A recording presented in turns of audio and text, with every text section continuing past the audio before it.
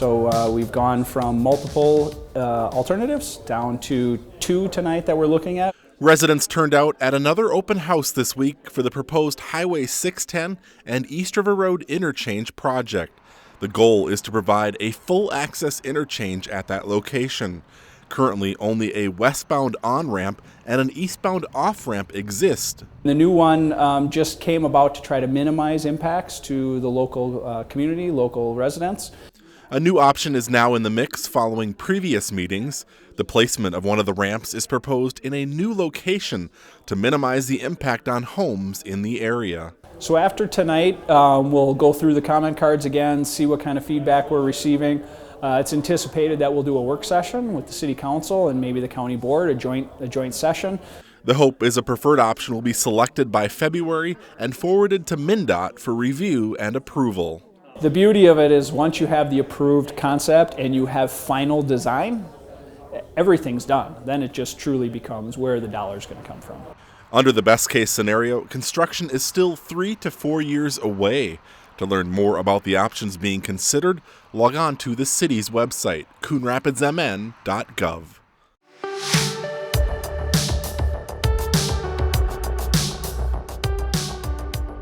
So then this is their number, the 2042.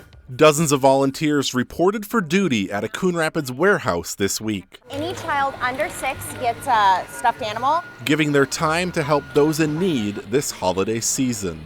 So they'll say like, Bobby's really into Paw Patrol, Susie really likes arts and crafts, and JoJo really wants a big blanket, whatever it is. And so then we try to piecemeal it together. Yeah, just take this part out, or that can be a stocking stuffer.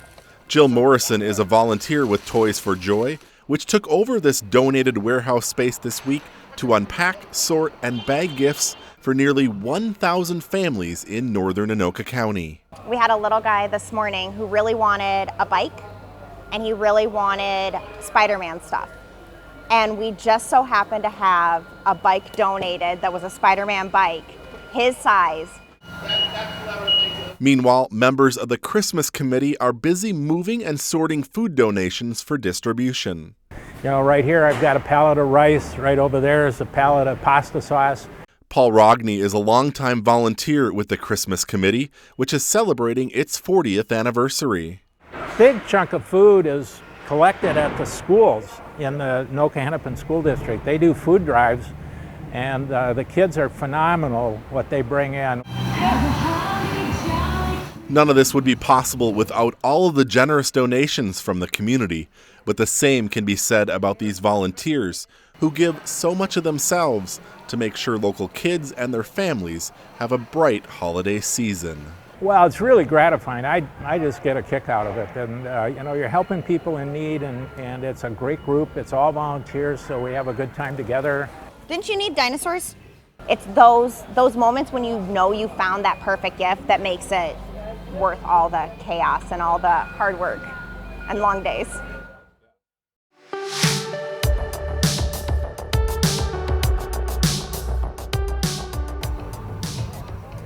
It makes me just full of joy. The warmth of a glowing fire drew families together Saturday night for outdoor winter fun. Lots of fun things, like the fire pits are pretty big and awesome, and they got good music. The Raven Street Project from Coon Rapids High School provided songs of good cheer, while a host of community volunteers, many behind the scenes, supported the Coon Rapids Community Tree Lighting Festival, along with free cookies and cocoa. Santa arrived on time, courtesy of the fire department, despite the long lines for photos. All right! Merry Christmas! Thanks for coming! Children were excited to see Jolly St. Nick at Rocky's Santa Den. Did you get to use the hammer? Yeah. With the help of 2-year-old daughter Macy, Jake Couch and his family built the den for Santa in just 5 days. I think it really turned out nice. It was something really cool to do for the community, for everyone to enjoy. Thank you for coming on for our very first tree lighting. Mayor Jerry Cook thanked the many sponsors, including the Coon Rapids Community Strength Foundation, and then it was time for the countdown. 3, 2, 1,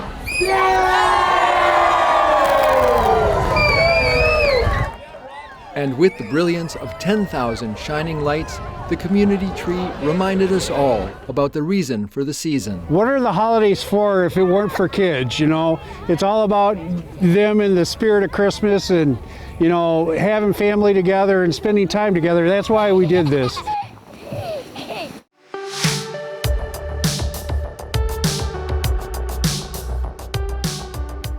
Here's a quick recap of the Tuesday, December 7th City Council meeting.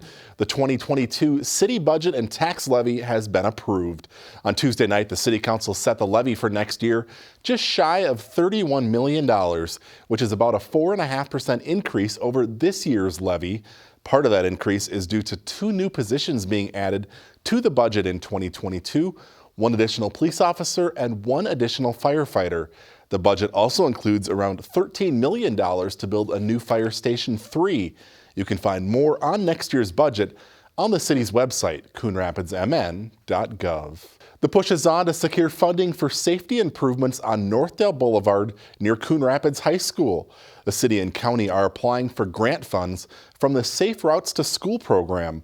A recent study of the area recommended several improvements, including relocating and upgrading the existing crosswalk flasher system in front of the high school.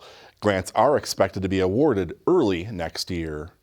More grant funding will be available next year as part of the city's successful home improvement program.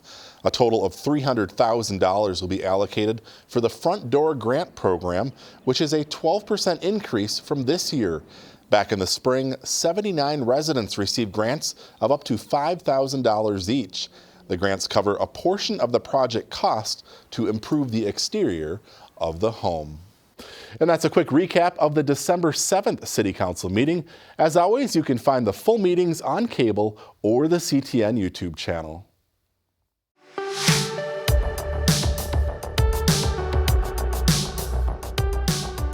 Cover them up before they move again. Nice job. Members of the Minnesota National Guard have a new mission. This is your tray then, okay? Hundreds of Guard soldiers across Minnesota are training so they can lend a hand at long-term care facilities around the state. So it's the things that we do for ourselves every day, like just getting up, getting dressed. Individuals might need help with showers or help with feeding. They help get people transferred safely from their bed to their wheelchair. It's the same curriculum those enrolled in the Nursing Assistant Program at Anoka-Ramsey Community College and the Anoka Technical College receive, but the 75 hours of lab and lecture time is being condensed to just a week. They're doing phenomenal. They are taking it so well. It's so much to take in a short period of time, and they have great attitudes. They all care, they're engaged, they want to go out and do this well.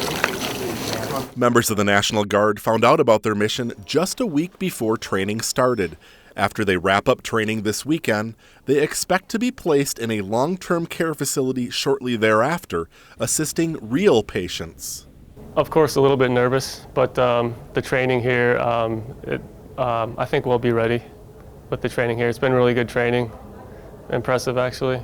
Wash your hands, now clean gloves to do all the rest of it. Okay. In all, the staff at Anoka Technical College is training 50 soldiers, while 21 Guard members are in the classroom at Anoka-Ramsey. Both those training and those receiving the lessons say they are happy to be part of the solution. We love being able to help out in this way. They're making sacrifices and we like to help. This is what we're here for. This is what we do. So to have everything actually work out so we could show up for this and provide this is really just miraculous, and we're just proud to be part of it.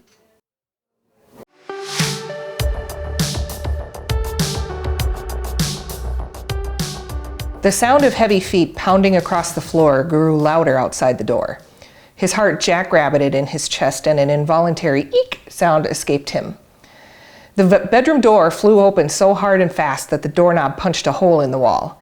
Sister Lost marks the second horror novel by Coon Rapids resident Jennifer DeVries, writing under the pen name Brenda Lynn. Everybody who's read it so far has given it very, very positive feedback. The book's cover speaks to the ghost within the house. This really gets at the heart of what the story is, and it's a haunted house and a little girl who's very unhappy with mommies in particular. Jennifer's fascination with the horror genre began early. By age 12, she had read every Stephen King novel in her parents' library. So Stephen King is my hero, and he's very much my inspiration. Not the gory, kind of, bloody, scary horror stuff, just more the paranormal, ghost-type stories like this one. It took DeVries a year to write Sister Lost, all while balancing full-time work and family in order to find her inner author. If you want something bad enough, you'll figure out a way to make it happen, and I hope that that's another lesson that my children are learning as they watch me navigate my author journey. To find out more about Brenda Lynn books, go to brendalynn.com.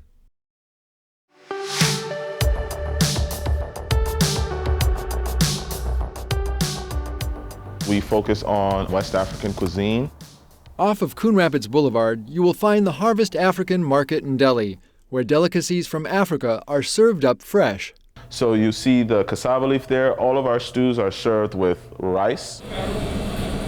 The family-run business has merchandise for sale along with a robust food-to-go operation. This week, they've been prepping for Small Business Saturday. We're really stoked to being open on the Small Business Saturday event just because it's a nice, unique way to showcase our business.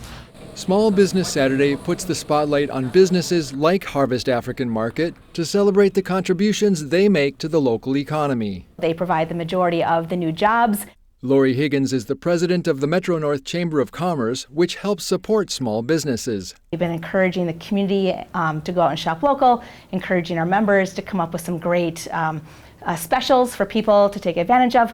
Higgins says throughout Anoka County, small businesses are in the majority. We have over 700 businesses who are a part of our organization, and by far the majority of those are small businesses. The Harvest African Market has a regular customer base, but are hoping to bring in new ones too on Small Business Saturday. We've been prepping a lot of the cuisines ready for a rush.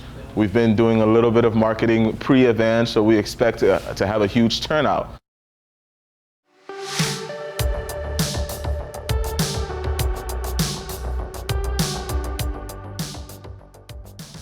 We are, I would say, the biggest electricity user in Coon Rapids. RMS Company manufactures precision parts for high-tech companies, including the medical device industry. They run a 24/7 operation, which uses enormous amounts of energy. Faced with rising energy costs, the company recently decided to go solar. It just worked out great, and the timing was right, just with electricity and pricing and such like that. So yeah, it just worked out really well. The newly installed solar array covers most of the rooftop. Electricians are working to connect the photovoltaic panels to the power grid. RMS executives say their return on investment will take less than 5 years. So the big thing is to find the right contractor. Since 2014, Coon Rapids has had a solar ordinance on the books. In September, they updated the ordinance to reflect new national standards.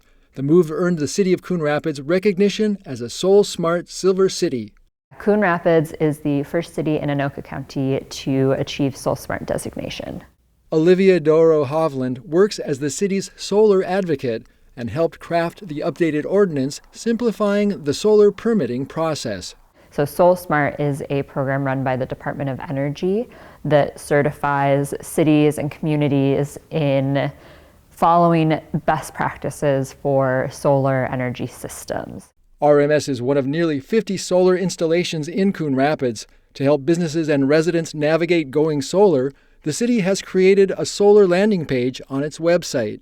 We want to make it as simple as possible for people to install solar if they decide that that's something that they want to do.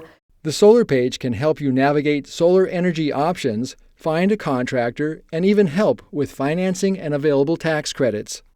Coon Rapids resident Nathan Reichman and his family added solar to their home this summer. It's something that my wife and I just value, is being a little bit more green, trying to do what we can for the environment, and then for our particular situation, we're going to come out pretty even on the cost of the power.